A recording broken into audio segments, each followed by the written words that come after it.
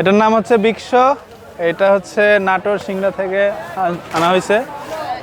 এটা আপনার হচ্ছে কালাই এবং হচ্ছে ভুসি এবং সবুজ ঘাস খাওয়ানো হয়।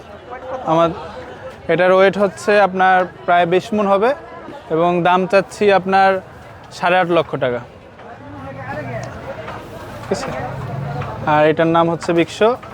আর এদিকে নাম রাখার কারণটা এটা হচ্ছে আমার ভাইয়া যখন একে নিয়েছিল তখন মানে এর গঠনটা মানে বিক্ষর মতোই ছিল, এই জন্য আর কি এর নামটা বিক্ষ রাখছে।